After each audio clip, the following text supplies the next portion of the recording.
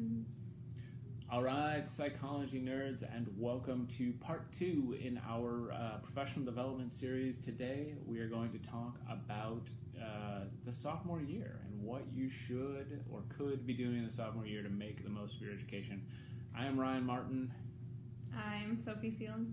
Yes, she is. Yep. So, as you maybe learned yesterday in our first of these, I've got a student joining me for all these. We're going to talk through both my experiences, but also their experiences along the way, some best practices, suggestions, things like that. So, when it comes, reminder, if you haven't watched it yet, go watch the other one at some point. The first year was about figuring out what you like and making some initial plans. The sophomore year is about kind of planning and setting yourself up to have this successful final 2 years, right? So, Sophie, I actually knew you when you were a sophomore. We started working together, and you kind of got a early start. When did you take research methods? Was that during your sophomore year? Yes, I took research methods fall of my sophomore year. Right. Yeah. So, so Sophie's a good example of someone who I think was doing internships and things like sophomore year. Yep. That is not atypical, but it's not typical either, right? I mean, so it's we have students who sometimes do that. Usually, students when they're doing internships and things like that, they're doing that a little bit later on in their junior year. One of the things I would say, as Sophie mentioned, is to take methods early if you haven't already. We said yesterday that it makes sense to take it in your first year if you can, but sophomore year is going to be a lot more typical. If you can take methods, if you haven't taken your first year, you should definitely take it in your second year. Another thing we talked about, I want to talk about, is the importance of staying involved in clubs. Sophie, you've been pretty active in the clubs. Yep. Tell people why you think it's important.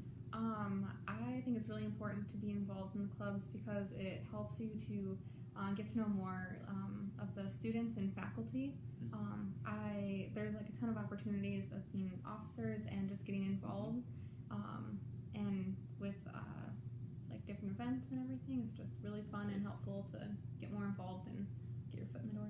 Yeah, and if you think about clubs as being a place, or if you think about that second year as being a place where you're sort of planning and trying to decide what you like, the clubs are a place to do that, right? Because they bring in lots of speakers, you get to talk to other students about the experiences they have, right? And so, so-and-so is a senior and they did an internship, you want to do that internship, that's a great place to learn more about that and figure out what... And at our socials we have, you get to meet with professors and help talk to professors that people might not have. They didn't have classes with them. That's exactly true. So I actually will say Paige, who did the episode yesterday, I remember very clearly, I think she had been in one of my classes, but meeting her, the first time I really sat down and talked to her was at one of the social events, right? So it's an important place to get to know, for students to get to know faculty, but for faculty to get to know students as well. So as you think about the curriculum too, one of the other things I would say is to be thinking about trying to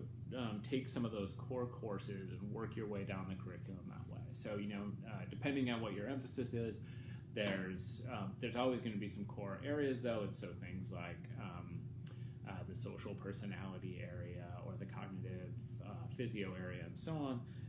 Kind of be taking those courses, working your way through those. The reason those courses are core is because they represent major schools of psychology, and so that's a way of learning what you like and what you're interested in, what aspects of psychology are most interesting to you. Start thinking about careers a little bit, and start thinking about what you need to accomplish those career goals, and that brings us to the need for thinking about complementary minors or potential double majors. You study art minor, is that correct? Yep, minor. That's what I thought. So tell us about that decision and how you knew you wanted to do that and why you chose to do that. I've always been interested in art, and I just knew going into psychology that I wanted to be able to incorporate art, whether it was maybe art therapy down the road or just in whatever type of field of psychology that I went into, having a way to incorporate art. So do you have a sense for how you plan to? And I want to say for the record, I don't believe that people have to have a plan for how they want it. I think if we do the things we love, we'll get there. Yeah. But that said, do you have thoughts about how you plan to incorporate art into future career things? Well, in 2 jobs that I've had so far, I've found ways to kind of incorporate art. Working at a summer camp with kids, that's always a great way to kind of get them thinking and to make it, let them have fun, but also academic in some way. And then also at an internship that I did working in an inpatient program, we do art therapy there. So being able to have different activities that's how we incorporate art. So very nice. So already doing it in a variety of ways. Good. And so maybe for you it's not art specifically, but for you it's some other area that you can think of where I usually encourage people to consider minors that can either be a place that allows them to develop some skills that they're going to want to use down the road. Maybe it's an area where it helps sort of, so for example, if you say, well, I'm going to be, I want to be a therapist. Well, one of the things therapists do a lot of is writing, and so maybe you choose a minor in English or in some other area where you might have more opportunities or additional opportunities to write. Maybe you say, well, I'm really interested in doing research. Maybe you want to hone your data analysis skills, and so you focus on something like math, or where you might have more exposure to data or additional exposure to data. Those are all good things to consider as you're considering your minors. Another thing, visiting career services. So here has been my experience with career services, and is consistently that I talk to psych students who haven't been and aren't interested in going, but once they meet people from career services, they feel very, very differently. And so I taught a capstone a few years ago. I brought someone from career services into the capstone, and pretty much unanimously afterwards, students told me, hey, I wish I would have known that person a long time ago, and I wish I would have gotten involved. And so I encourage students at this point, go to career services. I'm going to ask, have you been? I have not. I have not. Nope. Yep, and this is pretty typical. I think I really truly believe, and I shouldn't have put you on the spot like that, but I truly believe that psychology students underutilize career services. It's a really great resources. People over there are fabulous. There's a lot of opportunity there, and I think that we can all benefit from using it. I think psych students like coming professors. Yes. So, and you guys are really helpful. So maybe that's part of why we neglect career services. I think that's definitely true. And I think when it comes to getting into graduate school in psychology, then we're the great resources for that. And I think in particular types of careers, we're really good resources there too. I do think that when it comes to, there's a lot of things that they are on top of in ways that we just aren't. Like things like writing a resume. I have not written a resume for about 20 years, and so I'm just not going to be the go-to resource on that, but they stay up to date on the things that are happening there. So there's a lot of areas where they can be valuable, including career selection, right? When you're first, you haven't yet decided, I think they're a really valuable resource that way. All right, last thing I'm going to say is to, so in that first episode that I know you've all watched and taken notes on and so on, we talked about making a first draft of your resume during your first year, largely because it's a good way to visually see the holes in your experiences. To say, gosh, I need more volunteer experience, or gosh, I need some relevant work experience, et cetera, et cetera. This is a time where you start filling those holes, right? So if you need more volunteer experience, make time to get that volunteer experience during your sophomore year. Start filling in those gaps, deciding what skills and relevant work experience, all that stuff you need to have.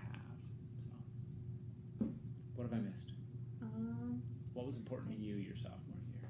My sophomore year, I think getting involved in internships and the clubs more was probably the best thing that I could have done for myself, because that pushed me out of my comfort zone. But I'm so happy I did it, because I wouldn't have learned about the other opportunities that I have had the opportunity to do. Yep. So. Well, I said this yesterday. I'm going to say it again.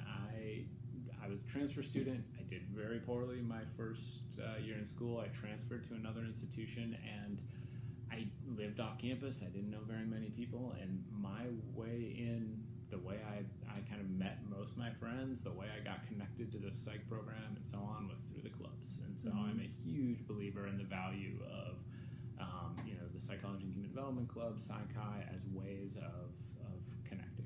I just think you really, there's a lot of potential there, and I know that it's hard for people to go sometimes because maybe they don't know anywhere.